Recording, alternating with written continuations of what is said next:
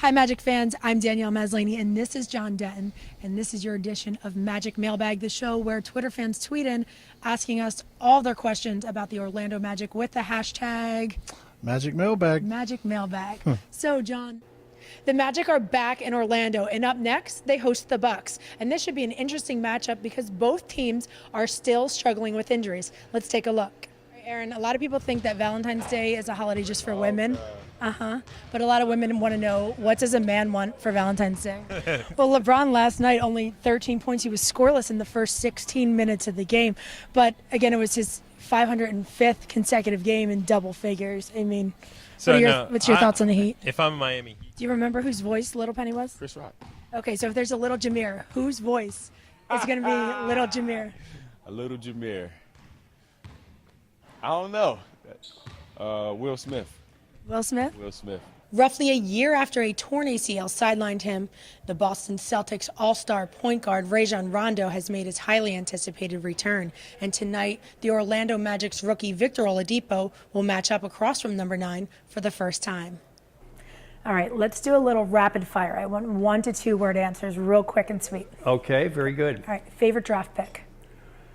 Shaq. Favorite all-time Magic player? Scott Skiles. How's that sound? That sounds good. Favorite current player?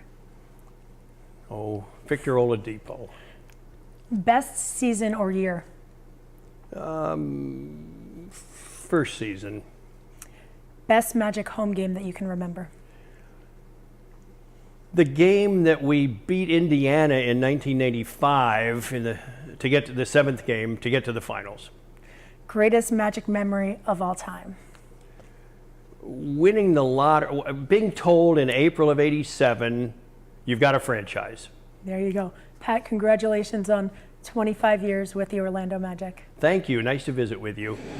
There are many perks to being a season ticket holder, including being able to sit here, where the Philadelphia Flyers sit during the games. And you can have this opportunity next season before a home game. He's increased the amount of assists, free throws, and shots made from behind the arc. He's also improved his ball handling skills, lowering his turnover rate from last year. 21-year-old Maurice Harkless has shown growth in several aspects of his game, and his teammates have noticed.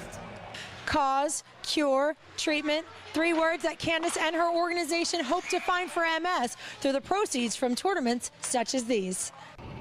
With Temple Golf being a year-round sport, these guys spend a lot of time together, and they can tell you a little bit more about themselves than I can. Now, I know how you're going to answer this, but I want you to answer it differently. But you're going to ask me the question I'm going to ask you anyway.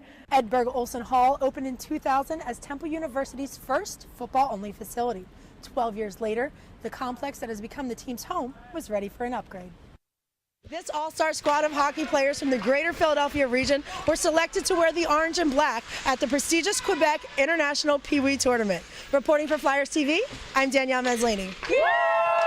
It sounds like a really great time. All right, you heard it here. We have a couple more matches, then we have a championship round after that. Let's take a look at those results. All right, now after suffering both a right foot injury and then having a off-season knee surgery, how are you recovering and how have you prepared for your senior season?